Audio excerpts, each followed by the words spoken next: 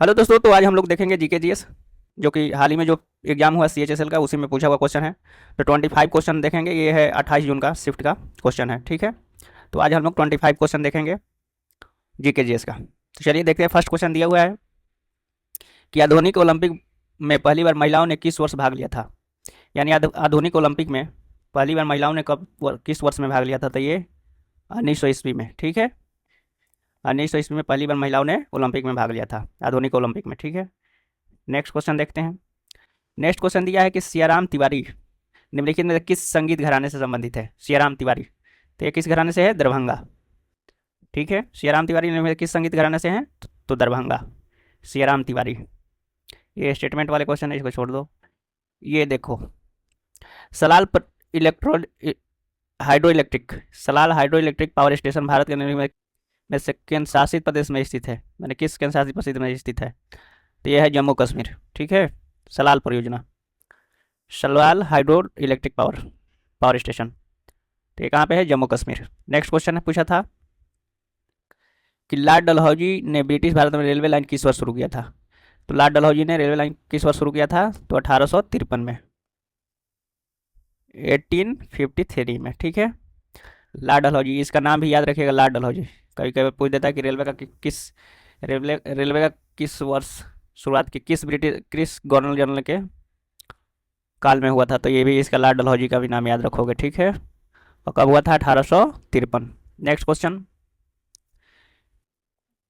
उस पदार्थ का नाम पहचान करिए जो कार्बन का अपरूप नहीं है। कार्बन का अपरूप नहीं है, तो इसमें कार्बन का अपरूप क्या है? फास्फोरस नहीं है। नहीं तो हीरा भी होता है कार्बन का अपरूप, ग्रेफाइट भी होता है, और बकमिस्टर फ्लोरीन भी होता है, ठीक है।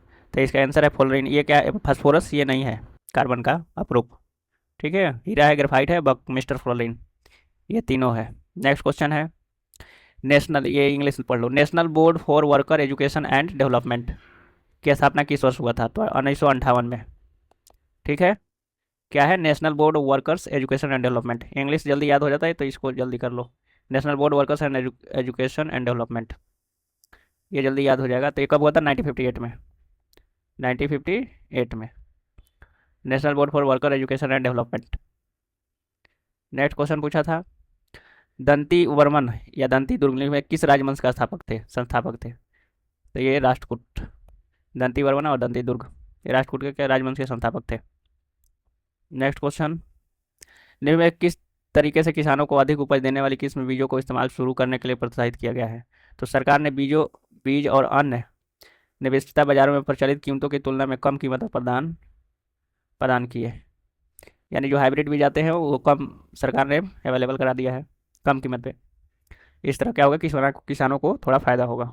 नेक्स्ट क्वेश्चन है, उस भौतिक अभिलक्षण का क्या नाम है जो भारत में लघु हिमालय और शिवालिक के बीच स्थित अंधेरे घाटी है। तो ये कौन सा है? ड्यून्स, ड्यून्स, इसे ड्यून्स बोलते हैं। उस भौतिक अभिलक्षण का क्या नाम है? तो ड्यून्स बोलते हैं, जो भारत में लघु हिमालय और शिवालिक के बीच अंधेरे घाटी बनाती है।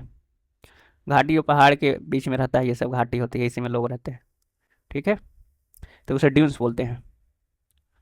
दिसंबर 1886 में, दिसंबर 1886 में कलकत्ता में आयोजित भारतीय राष्ट्रीय कांग्रेस के दूसरे अधिवेशन का अध्यक्ष किसने किया था? तो दादा भाई नौरोजी ने, 1886 में। ये दूसरा था कांग्रेस का अधिवेशन, तो उस समय दादा भाई नौरोजी ने को उसका अध्यक्ष थे, ठीक है, 1886 में। विदेशी निवेश बोर्ड, विदेशी निवेश बोर्ड की स्थापना किस वर्ष हुई थी? तो 1968 में, ठीक है, 1968 में। विदेशी निवेश बोर्ड की स्थापना किस वर्ष हुई थी? तो 1968 में। निम्न में कौन सी बैंक भारत की बैंकिंग और मौद्रिक प्रणाली का प्रभारी है? तो आरबीआई, ये मौद्रिक प्रणाली का प्रभारी है, यही सब रेट सभी अप डाउन करता है। भारतीय संविधान के किस अनुच्छेद में राज्य विधानमंडल के राज्य के महाधिवक्ता के बोलने के अधिकार के बारे में उल्लेख है? संविधान के किस अनुच्छेद में राज्य विधानमंडल में, ये राज्य का बोल रहा है, राज्य विधानमंडल राज्य के महाधिवक्ता के बोलने के अधिकार का उल्लेख किया गया? तो 177, आर्टिकल 177, इसमें राज्य विधानमंडल के राज्य के महाधिवक्ता बोलने के अधिकार दिया गया है। कौन सी नदी उत्तर में बुल्लर झील में और फिर बारामूला में बहती है? कौन सी नदी उत्तर में बुल्लर झील में और फिर बारामूला में बहती है? तो ये है झेलम नदी, ठीक है, झेलम नदी। विश्व एथलेटिक अंडर 20 चैंपियन 2021 का आयोजन 18 से 22 अगस्त 2021 तक डैश में किया गया था, केन्या में। देखिए ये 2021 का क्वेश्चन पूछा है, बताइए। 2024 में 2021 का क्वेश्चन पूछा है, ये भी करंट का क्वेश्चन है। ये कौन सा करंट है भाई, 4-5 साल वाला? 4-5 साल वाला करंट होता है? तो ये क्वेश्चन पूछ रहा है इतना पुराना पुराना। तो ये केन्या में हुआ था, विश्व एथलेटिक अंडर 20 चैंपियन 2021 का आयोजन 18-22 से हुआ था, तो ये केन्या में हुआ था। जल में घुलनशील क्षार क्या कहलाता है? Alkyl, alkali, alkali. जल में घुलनशील क्षार को क्या कहता है? एल्कली। रमजान के महीने में के बाद कौन सा त्यौहार मनाया जाता है? ईद उल फितर। रमजान के बाद ईद उल फितर मनाया जाता है। निम्न में कौन सी उड़ीसी नृत्यांगना नहीं है, उड़ीसी नहीं है? तो अनीता रत्नम, और ये सब है उड़ीसी। अनीता रत्नम नहीं है, और ये सभी क्या है? उड़ीसी नृत्यांगना है। सोनल मानसिंह, प्रोतिमा बेदी, कुकुम मोहंती। ठीक है। नेक्स्ट क्वेश्चन है, पंडित जवाहरलाल नेहरू द्वारा उद्देश्य संकल्प प्रस्ताव कब पेश किया गया था? 13 दिसंबर 1946 को जवाहरलाल नेहरू उद्देश्य संकल्प द ऑब्जेक्टिव रेवोल्यूशन कब पेश किया गया था? संकल्प प्रस्ताव तो 13 दिसंबर 1946 को। ठीक है। दीवाने को ही मोहम्मद बिन तुगलक द्वारा शुरू किया गया डैश विभाग था? दीवाने को ही क्या था? किसान। दीवान ए को ही क्या था ये? कोही है तो किसान, कृषि। ठीक है, कृषि से याद रखो, कोही कृषि।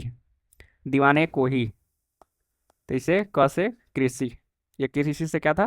कृषि विभाग था, दीवाने कोही। वन्य जीव संरक्षण अधिनियम 1972 के निम्नलिखित में किस अनुच्छेद में भारत की सबसे आम जंगली बिल्ली का फिलिस चाउस सूचीबद्ध है? अनुसूची सेकंड में। ठीक है। वन्य जीव 1972 के निम्नलिखित किस अनुच्छेद में भारत की सबसे आम जंगली बिल्ली की फिलिस चाउस सूचीबद्ध है? तो ये किस में है? सूची सेकंड में। निम्नलिखित में से कौन मुख्य मुख्य रूप से भारतनाट्यम नृत्यांगना की प्रतिपादक थी? तो रुक्मणी देवी और उंडे, ये क्या थी? भारतनाट्यम की प्रतिपादक है, भरतनाट्यम की। ठीक है। केलुचरण महापात्रा ये हैं उड़ीसी के।